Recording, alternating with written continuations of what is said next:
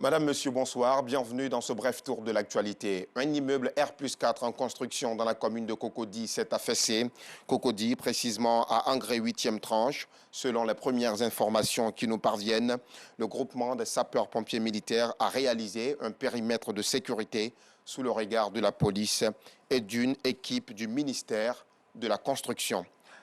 Nous sommes le 29e jour du mois béni de Ramadan. Les fidèles musulmans du pays vont scruter ce soir la lune à la recherche, le ciel à la recherche de la lune, marquant la fin de ce mois de privation. Selon la tradition musulmane, le jeûne commence et finit par l'apparition de la lune.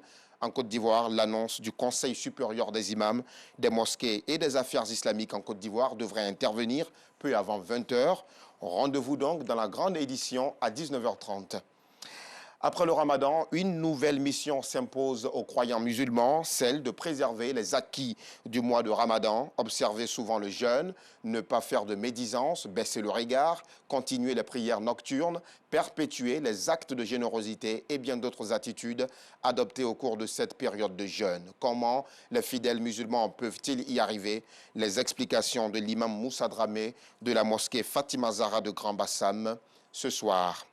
Et puis les femmes et les hommes ont pris d'assaut les salons de beauté de la capitale à la veille de la fin du Ramadan. Chacun veut se faire le plus beau possible.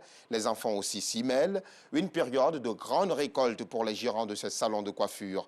L'une de nos équipes de reportage a sillonné certaines communes d'Abidjan pour s'enquérir de l'atmosphère qui prévaut. Et pour la fête de Ramadan, les fidèles musulmans, comme chaque année, seront parés de leurs plus beaux boubous.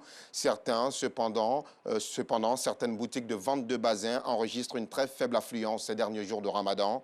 Et pour cause, les couturiers veulent en finir avec les faux rendez-vous. Les retardataires ne seront donc pas acceptés. Par contre, l'on se bouscule au grand marché d'Adjamé pour s'arracher les plus belles chaussures. Notre reporter Abdoulaziz Guira est allé faire le constat de ces différentes ambiances. Son compte rendu ce soir.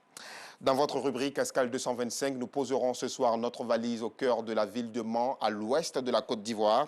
Mans, la cité des artisans d'art, celle des créateurs aux imaginations fécondes, de la sculpture aux bijoux, en passant par les boubous et les pagnes tissées. Vous saurez tout sur le savoir-faire des artisans de cette ville touristique. Thiemo Komeïlie est devenu vice-président de la République de Côte d'Ivoire. C'est le Burkinabé Norbert Toé qui assure l'intérim de la BCEAO, la Banque centrale des États de l'Afrique de l'Ouest.